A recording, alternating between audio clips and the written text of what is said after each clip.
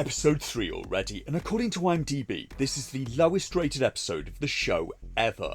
I don't even trust IMDb because they're owned by Amazon, and Amazon also make this show, so I have no expectation of IMDb being fair or impartial. On IMDb, this series is sitting on the same rating as 1982's Conan the Barbarian, and for me it falls so laughably short of that in quality that it rolls back around to not being funny again.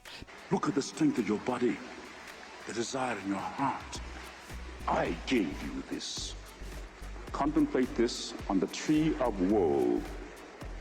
Because Conan is one of my favourite performances from the sadly late James Earl Jones. Maybe put in the comments your favourite James Earl Jones performance, and I'll even accept Exorcist 2: The Heretic. I will spit a leopard. Individual episodes of The Rings of Power are rated higher on IMDb than the movie Dirty Harry is, and I'm sorry, I just don't get any of this. How any episode can be that high, or why this episode is supposedly the worst. The highest rated episode was back in season 1, and I can see no real difference in quality between the alleged best and the alleged worst episode of this thing. They all seem to have the same problems, and this episode is once again full of them. But at least this episode had some action in it. We got a surprise twist that I saw coming over 2 years ago, because way back in season 1 in 2022, we saw the character Isildur trapped in a burning building when the roof collapsed on him. So in that review of episode 7, I said that he'd be fine. It's the prequel problem yet again. Isildur is this guy that cuts Sauron's finger off later in the story, so he can't get done in by a roof, can he? So how did he survive that? Well, I don't know. It all happened off camera and he didn't even get burned. The character Miriel, the Queen Regent of Numenor, was just standing close and she ended up being blinded. Though they keep on forgetting in this series that she's not supposed to be able to see things.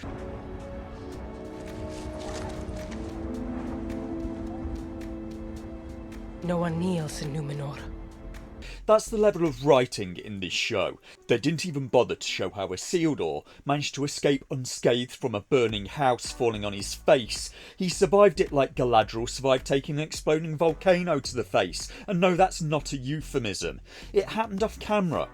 I remember saying at the time, I don't see how they're going to make this work. How can they have him escape and yet be separated from everyone else? I couldn't think of a way, and by the looks of it, neither could the writers, so they just did it all off camera. All this happened, and none of the other Númenóreans even went looking for Isildur, including his own father and friends. The only exception was Isildur's horse Beric, who refused to leave with everyone else and instead went looking for him. They wrote his horse, caring more about him in this story than his own dad. His dad was heartbroken, just not enough to bother looking for him. So Beric goes around whinnying, and I just love that they subtitled the horse. Beric then fights off a group of orcs and quite easily finds Isildur trapped in a cave full of spiders webbed to a wall and about to be eaten.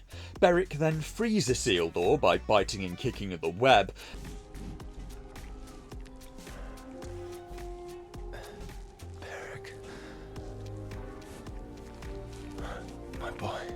And they have to fight their way out of the spider cave together. Isildur then tries to go and find the rest of the Númenóreans. On the way, meets a young woman who stabs him in the thigh. Don't worry, he'll forget about that injury by the next scene, as well as the burns he didn't get from the building falling on him. Isildur is convinced that everyone will be waiting for him at the Númenórean camp, but the girl has already been there and knows they're all long gone. The survivors will be waiting for us where we made camp. My father too. I think you may have missed them. You don't know my father. You've already been there, haven't you? I was searching for someone too. Nothing left but hoof prints and mud. But she did find a map to an old Númenórean settlement called Pelargir, so they go there instead. On the way they get ambushed by bad guys when Isildur tries to help an old man, and they get saved by the elf Arondir from season 1. One of the evil humans then runs away on Beric the horse. The actor playing Arondir is still portraying no emotion whatsoever. This is him pleased. Pleases me to see you, Isildur. This is him feeling relief. I wish I could share my relief with your father. This is him in the heat of battle.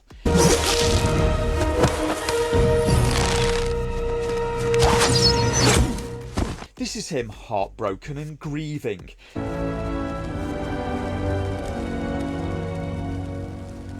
This is him guilty that he failed to save someone he loved. Arrows, not easily forgotten by human flesh. He then says to Isildur about his father, "He did not abandon you." And yes, he bloody did. He took other people's word that Isildur was gone and then just left the continent. The elf was only in the woods to gather firewood for a funeral because the character Bronwyn, a leading character from season 1, croaked off camera. And what? She was fine last time we saw her.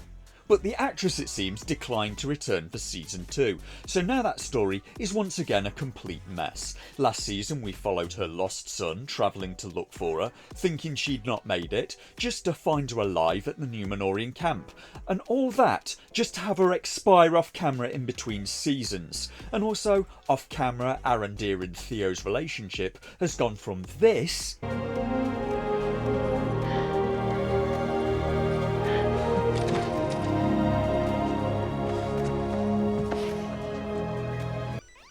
to this. And anything you were to me is ashes now. And I have no idea why Arondir is even still here. He was an elven scout, supposed to watch the land for the return of the orcs. The orcs returned, he should have gone north to warn the elves with Galadriel. Instead, he stayed in the south because he wanted to get laid. Isildur and Theo then have a conversation next to this, what turns out to be an aqueduct, and this is to deliver water, presumably to a settlement that's between two rivers on the map. The Númenóreans did a major construction project to bring fresh water to a settlement that already had fresh water, and then they abandoned it. It seems a real lack of love and attention went into this series. Isildur and Theo then set off at night to go and get the horse back, find the camp of the wild men, which is then attacked by something off camera. Probably tree men. So we got some action at least, and finally the show may actually have a heroic character, and in many ways my favourite character now in the whole show. In terms of heroism, charisma, acting ability, a viable character arc, and that is, I mean, who else? It's Beric. Beric the horse is the closest this show gets to a hero. By saving Isildur, that horse just saved the entire of Middle-earth. I did also see someone say that Beric also has leading man good looks, but that may have just been the YouTube of Vorsh. While all this is happening, somehow the Númenóreans have already arrived home on their island. The timeline of this show is just all over the place. The scenes with Isildur and the Númenóreans are put together like they're happening at the same time, but the Númenóreans made a journey across thousands of miles of ocean, which should take weeks, if not months. Where has Isildur been all this time? I tend to watch this show with other people, and I find it useful to get their reactions, because they're clearly more normal than I am, and the way this show jumps between storylines just left them completely confused. They could barely even remember what happened in season 1, over 2 years ago, and found the story just disjointed and difficult to follow, even with me there to explain it, and even I can't explain the wizards that turn into moths. A lot of the writing in the show is just a mystery. After the dwarves' mine collapsed last episode and they lost their food supply, the dwarven prince got invited to meet with the elf leader Celebrimbor. Celebrimbor thanks him for making the journey. Once again, the writers seem to have forgotten that the elven city is right outside the dwarves' front door. The elves know about their troubles and want to help them, and the dwarven prince says something dumb even by the very low standards of this show. He asks them, "And exactly what aid do you think you could provide?" "Well, let me see now. You're running out of food and they have lots of it." When the elves tried to make a deal with the dwarves for Mithril, they offered them loads of food and wood. The dwarves desperately need food. The elves have food, yet the dwarven prince can think of no possible way the elves can help the dwarves. Instead, the elves end up offering magic rings that will supposedly remove the curse on the dwarves' mountain in exchange for Mithril, but the dwarven king won't accept that, will he?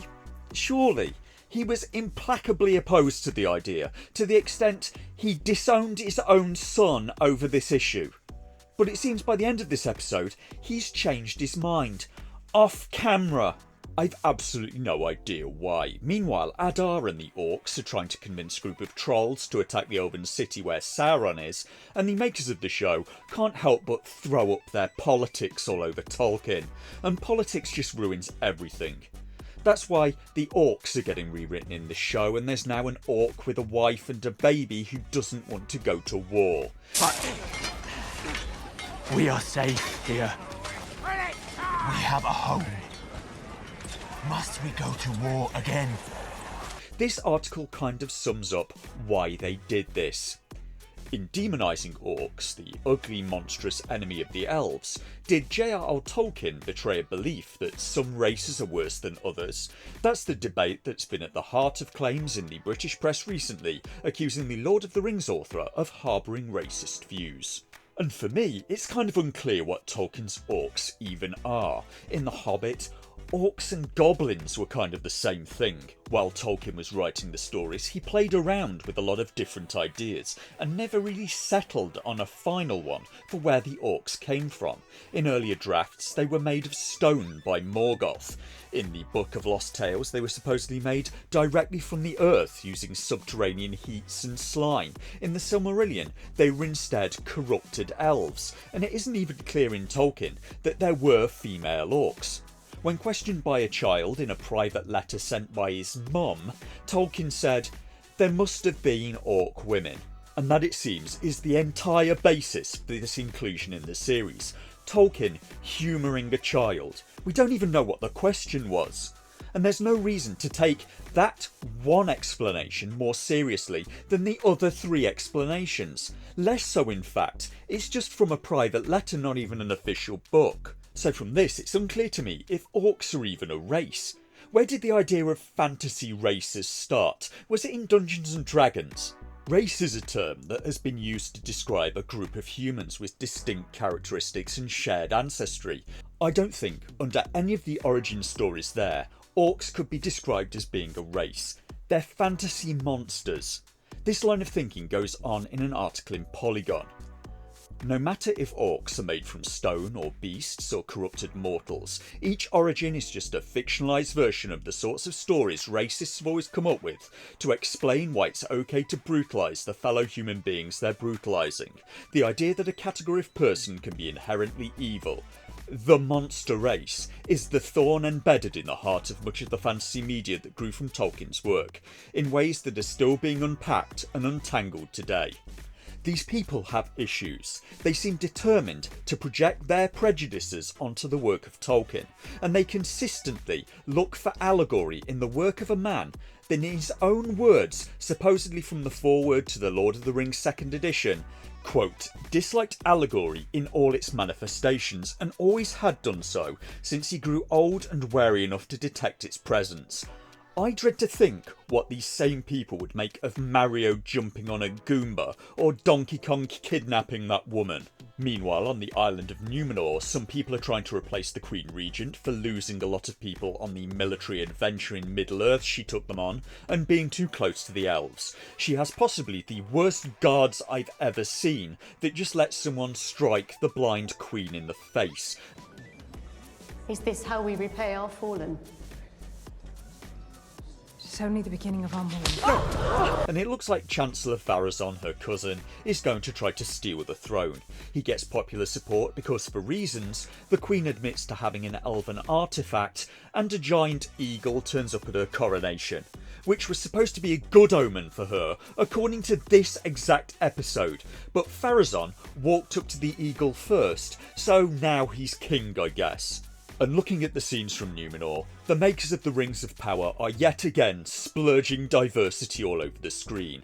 And this would be fine in a sci-fi. It's fine in a series like Babylon 5 because it matches the world setting. But sadly it doesn't work on a group of people on an island, isolated for generations in a fantasy world. Because to cut it short, if you take a group of American guys and a group of Japanese women and put them on an island, some will either have kids together or within some years there won't be anyone left through old age. age. But if they have kids, within a generation, the kids will all look like a mix of their parents. You'll have a new, homogenous group. Maybe speaking some kind of odd language that's a mix of Japanese and American English. Culturally, who knows what you'd end up with? Maybe sushi paste that comes out of a can like Cheese Whiz. Sleek motorcycles with truck nuts hanging off of them. It doesn't bear thinking about. Isolation leads to homogeneity, unless there's some sort of social or geographical limitation. That's why Japanese people share a lot of characteristics with each other. So looking at the Numenorians they've created for the Rings of Power, I can only assume that the Rings of Power's diverse and wonderful rainbow folk must have some ironclad laws against people of different skin colours breeding. If you only knew the power of one, the power of two, the power of many.